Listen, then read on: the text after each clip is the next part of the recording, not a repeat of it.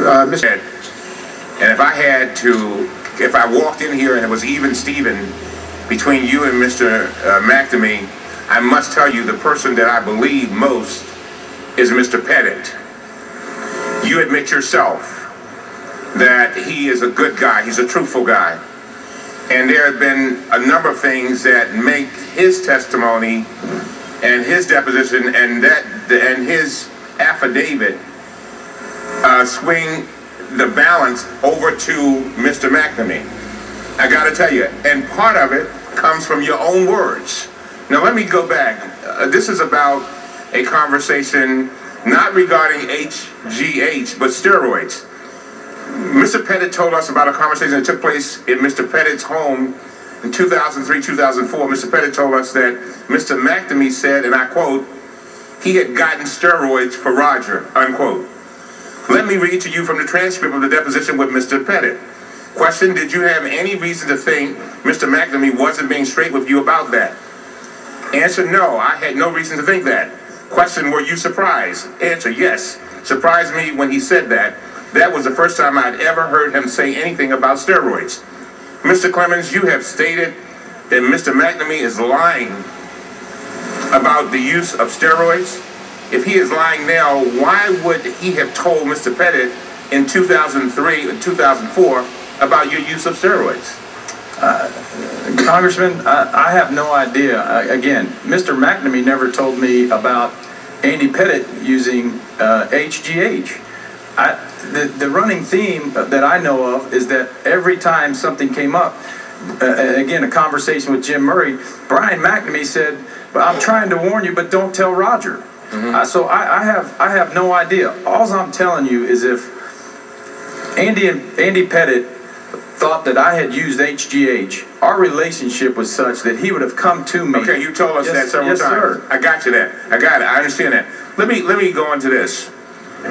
You know, I've listened to you and I've listened to you carefully. And again, I'm trying to see where to strike the balance. If I got two people that are they're saying opposite things, I'm looking for an independent source to help me try to figure out which side to believe.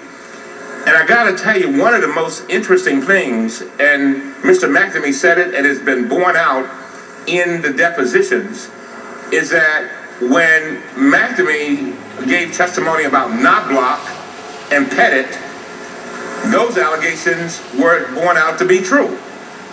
And for some reason, your guy, who you admire, who you think is one of the greatest guys, an honest guy, and everybody says he's a religious guy, when it comes to you, it's a whole nother thing. You follow what I'm saying? So you're saying that Mr. McNamee lied about you, but he didn't lie about the other two.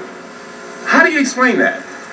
Again, Congressman, I am with certain that when Andy Pettit used HGH, why didn't he tell me that he used HGH? I never learned about any of this. Andy and I are close friends. We were plane travel mates. If he misheard me on a subject that I was talking about, some gentleman's using HGH for quality of life, like I stated, then he misunderstood that. I'm telling you, again, that he should have had no doubt in his mind when he came into the locker room when the Mitchell report was, the LA Times report was released about having us implemented in that ordeal. He sat down and looked at me. I still, at that time, did not know. My time is running out. I hear you, but my time is running out. Again, he looked at me, wringing his hands, white as a ghost, and asked me, "What are you going to tell him?" And I told him, "I'm going out there to tell the truth. I didn't use any of this stuff." That alone should have took Andy off any kind of wavering or whatever he's had. Well, again, as I said before, I've listened to you very carefully, and I take you at your word. And your word is that Andy Pettit is an honest man, and his credibility pretty much impeccable. Your lawyer says the same thing, but suddenly, and the committee gave him time after time after time to clear up his testimony, and he consistently said the same thing on the oath. Not only that, his wife.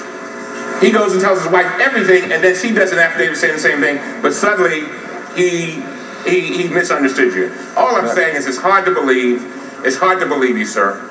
I hate to say that as you're one of my heroes, but it's hard to believe you. Thank you. Gentleman's time has expired.